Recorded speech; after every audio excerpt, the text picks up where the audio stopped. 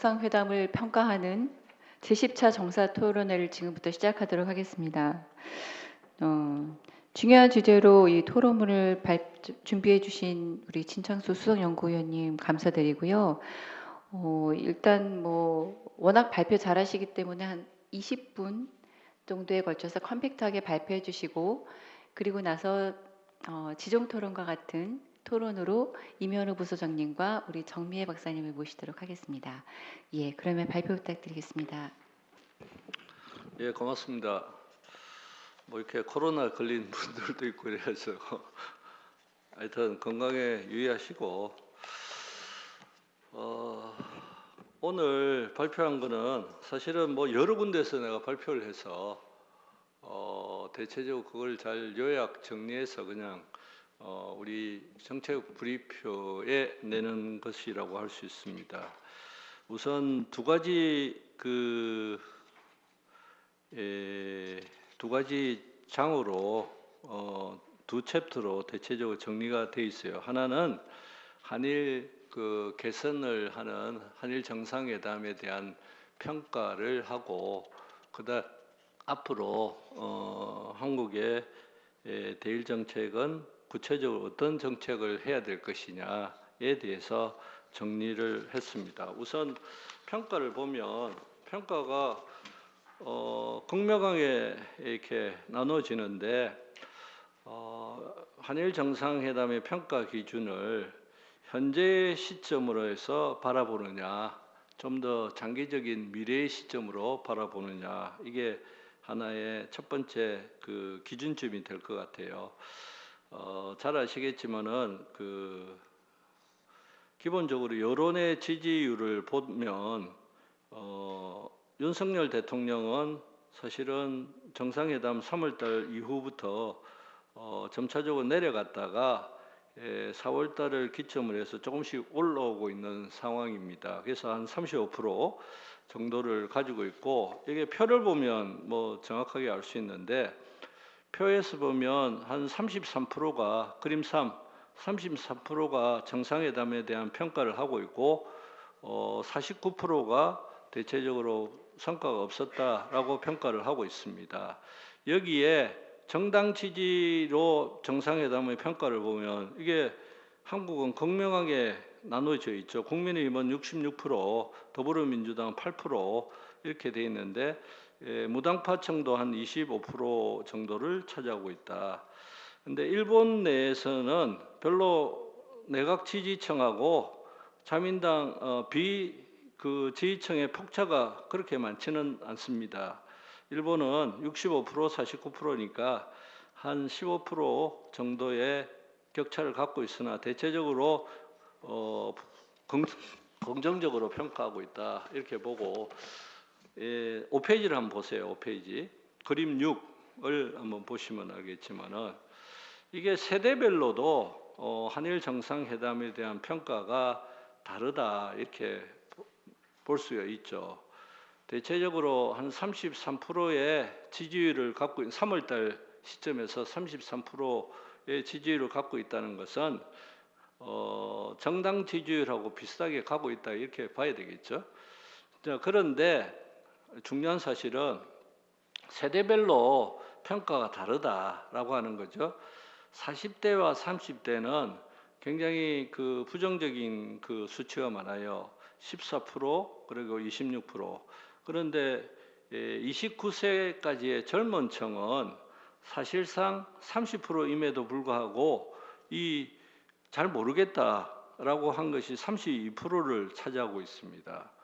그러니까 무관심할 수도 있고 회색 지대로 남아 있을 수도 있는데, 그런 의미에서는 젊은 층은 좀 더 긍정적이다라고 바라볼 수 있고, 그것은 일본도 마찬가지예요. 일본도 젊은 층이 29세까지가 평가에 있어서는 55%로 좀 더 긍정적이다, 이렇게 바라볼 수 있는 거죠. 이런 의미에서 평가가 사실은 정당 지지율하고 그다음에 세대 간에 있어서 평가가 다른데, 그렇기 때문에 현재에 있어서 이게 평가가 잘 된 거다, 못 된 거다, 이렇게 이야기하기보다는 여기서 시작점으로 생각할 전략의 시작점이다라는 것을 일단 강조를 하고 싶어요.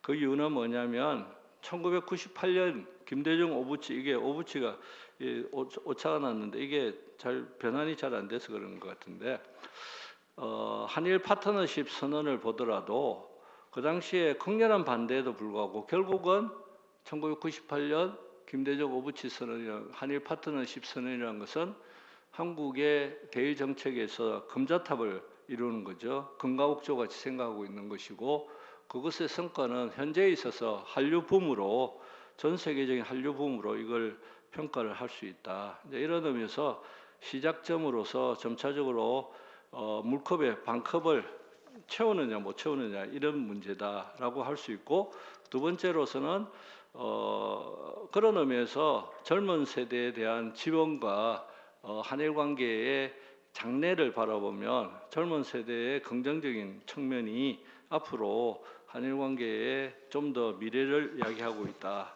이렇게 말씀드릴 수 있습니다. 그래서 윤 대통령의 척증이라는 것을 좀 알아야 되는데 이게 김대중 오부치 선언에 있어서의 미래라는 키워드가 있죠. 그리고 역사 직시라는 키워드 이 두 가지를 포함해서 세 번째가 사실은 윤 대통령이 새로운 의미로 결단을 한 거다. 이제는 한국이 피해자의 의식에서 벗어나야 된다. 피해자 의식에서 벗어나서 이제는 한국이 당당하게 한국의 국격에 맞게 이런 그 과거사 문제를 해결해야 된다.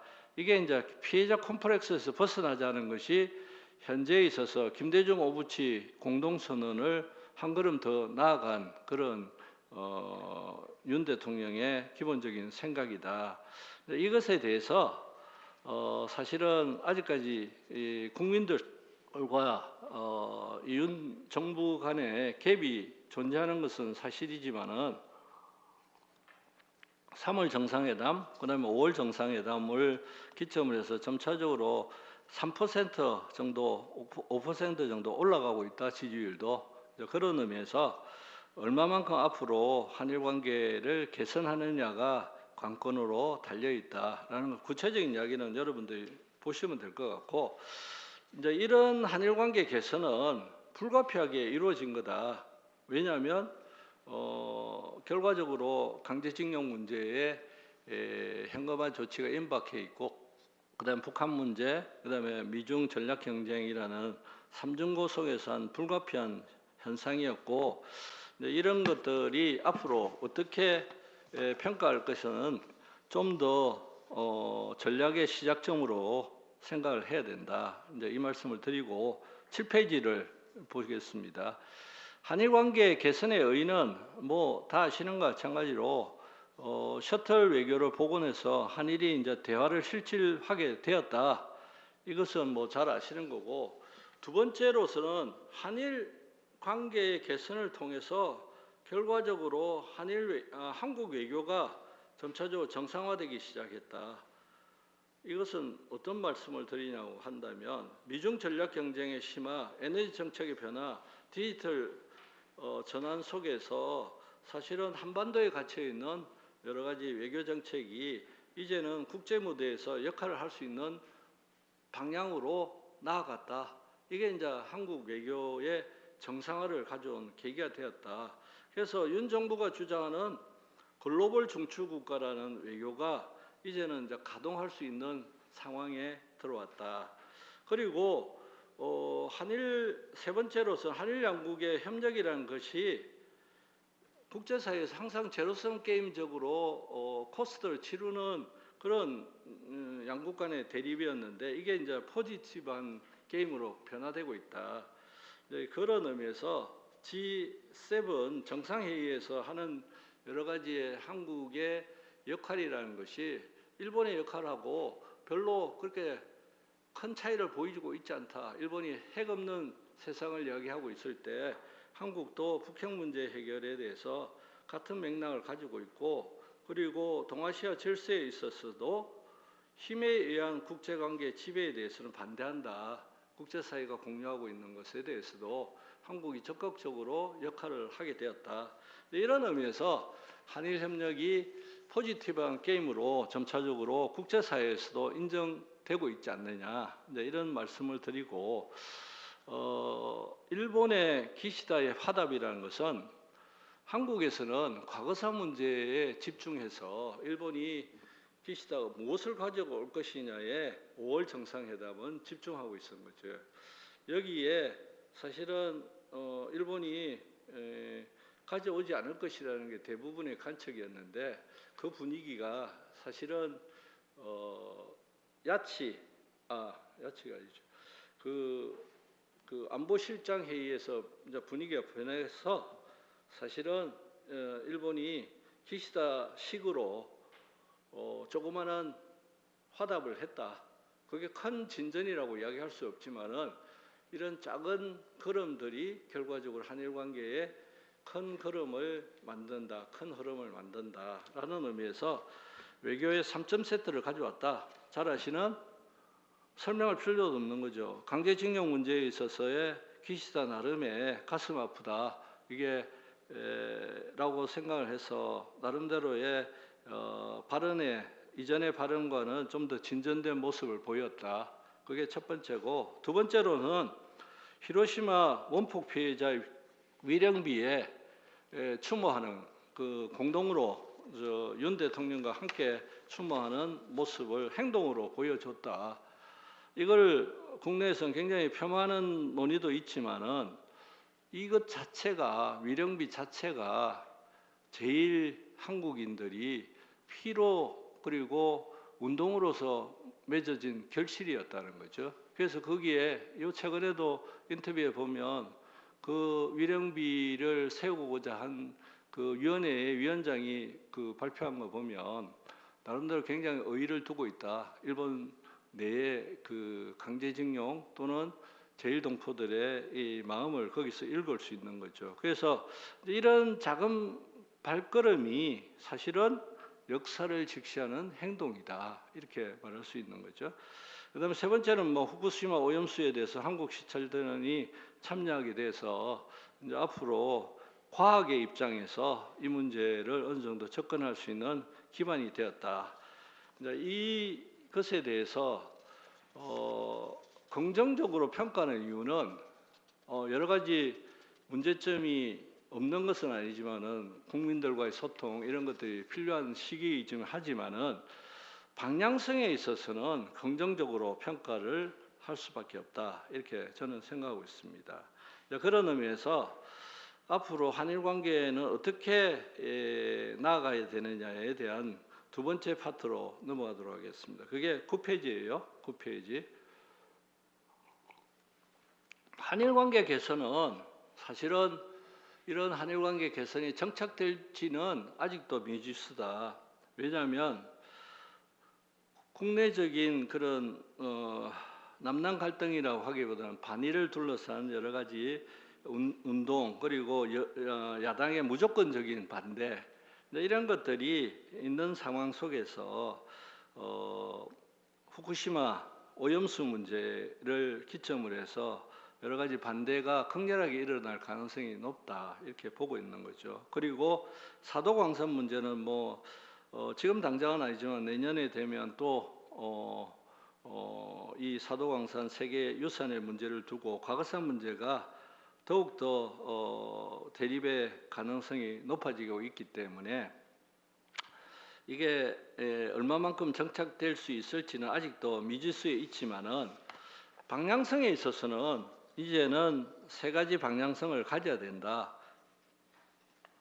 우선 과거사의 인식에 대해서는 이게 대통령 인식이 너무 빠르다 또는 국민들과의 갭이 있다라고 이야기할 수는 있을지 몰라도 이것은 언젠가는 우리가 한국 국민으로서 한국이 선진국으로 나아가기 위한 멘탈을 가지기 위해서는 일본에 대한 자세에 대해서도 자신감을 가지고 포용할 수 있는 그런 인식의 전환이 필요할 때가 됐다. 그런 의미에서 국민들이 감정의 시대에서 이성의 시대로 바꿀 때가 됐는데, 이걸 하기 위해서는 일본의 여러 가지 협력이라는 것은 필수 불가결하다. 사죄와 반성은 말로 하는 것이 아니라 행동으로 보여주는 거고, 그 행동은 후쿠시마 히로시마 위령비에서 나타나듯이 조그마한 행동으로인 것이 역사를 직시하는 내용이다. 이제 이것은 일본이 해야 될 몫이고, 한국은 그런 의미에서 식민지 시대의 피해자에 대한 여러 가지 조치를 해야 된다. 가장 좋은 것은 특별법을 만들어서 그 특별법을 통해서 현재에 있어서 여러 가지 불만을 가지고 있는 피해자들에 대한 조치를 하는 것이 제일 좋고, 그게 안 되더라도 대통령이 이런 그 국내 피해자에 대한 감성적 조치는 필요하다. 이런 의미에서 좀 더 자신감을 가지면서 포용적인 자세를 가지지만은 한국 국내의 피해자에 대한 처리 문제는 더욱더 노력을 해야 된다. 이게 첫 번째라고 할 수 있죠. 그다음에 두 번째로서는 한일 협력에 갇혀 있지 마라. 한일 협력을 상황을 국제 무대에서 소다자 협력으로 발전시켜서, 사실은 TCS 한중일 협력도 한일 협력을 통해서 TCS를 더욱더 발전시킬 것을 하고, 물론 한미일도 하지만은 여기에 플러스해서 TCS 플러스 아세안 그리고 호주, 이런 의미에서 소다자 협력을 더욱더 발전시키는 게 필요하다. 이제 이게 국제사회로 나아가는, 한일 협력이 국제사회로 나아가는 방향성이다. 그다음에 두 번째로서는 미래 협력의 부분에 있어서는 사실은 일본의 속도가 너무 늦다. 왜냐하면 속도가 늦을 뿐만 아니라 외연의 확대에서도 굉장히 주저하고 있다, 일본. 그래서 요번에 어제 신문에 보니까 에라스무스, 그런 대학 간의 에라스무스 계획을 한다고 그러는데, 그것도 미래에 대한 세대에 대한 지원책을 더욱더 확대하고 속도를 빨리 해야 된다. 그래서 가시적인 성과를 보여야 되는 것이 세 번째다라고 할 수 있습니다. 여기에서 이제 구체적인 대응을 제가 사실은 썼는데, 키워드만 말씀드릴게요. 후쿠시마 오염수 문제는 과학, 국제적 반응, 감정이라는 것이 얽혀 있어 풀기가 어려운데, 과학에 기반한 행동을 할 수 있도록 노력해야 된다. 마지막으로 보세요. 11페이지. 여러 가지 문제에 써난 것은 그것은 배경 설명이고, IAEA의 검증이라는 것에 기반을 해서 IAEA 검증에 단독으로 한국이 하겠다라는 것은 저는 말이 안 된다고 봐요. 국제사회의 검증을 인정하고 그것을 통해서 지속적으로 투명성을 확보하고 IAEA의 데이터를 기점으로 해서, 이번에 IAEA가 특별히 한국 그다음에 몇 가지 국가들을 참여해서 샘플에 대해서 같이 공유를 하겠다고 그랬으니까, IAEA의 그 검증을 기반으로 해서 그것에 따른 한국의 정책도 거기에 따라서 행동을 하는 것이 필요하다라는 것을 말씀드리고, 그다음에 두 번째 안보 협력에 대해서도 여러 가지 안보 협력을 이야기하고 있는데, 지금 핫 이슈가 되는 것만 말씀을 드리면, 마지막으로 13페이지 한번 보세요. NCG. NCG에 대해서는 대통령께서는 일본도 포함되고 있다고, 일본도 포함할 수 있다고 말씀을 하셨는데, 지금 당장은 포함하기 힘들다라는 것이 전문가의 기본적인 생각이라고 봐요. 그러니까 한미 간에 NCG 핵 협의가 진행되고 그 운용 방안에 대해서 진행되는 가운데 한미일로 확대하는 것은 아직은 시기상조다. 왜냐하면 한일 그 NCG라는 것이 아직 제도적으로 정착이 되지도 않았을 뿐만 아니라 일본까지 들어가면 여러 가지 불협화음 그리고 코스트를 치를 가능성이 높기 때문에, 한국이 이런 제도적 운용을 적극적으로 이제부터 정착시키고 그것을 활용을 해서 그 제도화가 진행되고 난 이후에 한미일 협의로 나아가는 것이 필요하다. 이런 입장을 가지고 있다는 거죠. 그다음 두 번째로서는 한미일 안보 협의와 한미일 그 협의라는 것은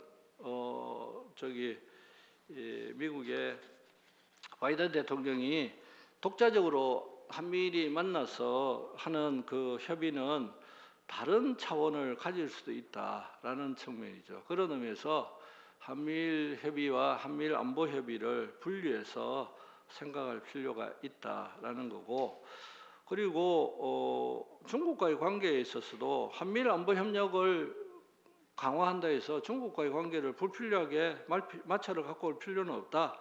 이거는 뭐 이번 정부가 기본적으로 생각하고 있는 거라고 생각하지만은 한일이 다양한 형태의 아까 이야기한 소다자화를 진행을 해서 중국과의 관계에 있어도 소통을 원활하게 하는 여러 가지 노력들이 필요하다. 이게 안보 협력이에요.